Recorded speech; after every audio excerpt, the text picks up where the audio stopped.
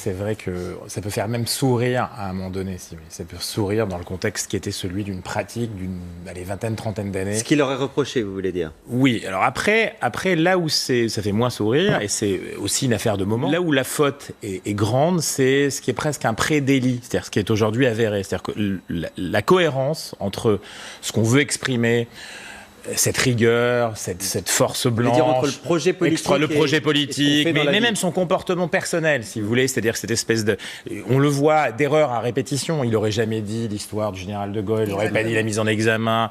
Voilà, tout ça aurait été beaucoup plus simple à gérer pour les gens qui travaillent avec lui ou même lui-même. C'est-à-dire qu'en fait, en réalité, ça c'est le premier niveau. Donc, l'obligation de cohérence était déjà là, et elle est heureusement là. Et ça, c'est une nouveauté, je dirais, qui s'inscrit de plus en plus. Contrairement à ce qui a été dit, moi, je pense que c'est un progrès. Contrairement à ce qui a été dit dans l'affaire Griveaux, je pense que c'est un progrès. C'est-à-dire qu'on ne peut pas avoir... Ah, vous faites le parallèle. Oui, parce que c'est le niveau d'incohérence entre l'offre politique qu'on met sur un marché politique,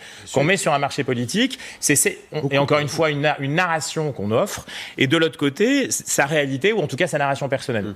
Personne ne dit qu'il faut absolument être parfait, c'est-à-dire qu'on peut faire ce qu'a fait François Fillon, ce qu'on estime peut-être que Benjamin Griveaux a pu faire, encore on sait même pas trop. Et la réalité, c'est que quand vous l'offrez sur le terrain avec un message particulier, il faut que ce soit cohérent avec le reste. Ou alors, il ne faut pas vous faire prendre. C'est-à-dire vous faites prendre. C'est l'inverse des Balkany. Balkany, ils assument leur incohérence. Ça, c'était essentiel. Et après, il y avait un deuxième niveau chez François Fillon qui est particulier, c'est que il était aussi dans un contexte interne à la droite, qui était celle de certains qui avaient perdu aux primaires. À la primaire de la droite, on peut dire Nicolas Sarkozy, en particulier, ne pouvaient pas supporter l'idée.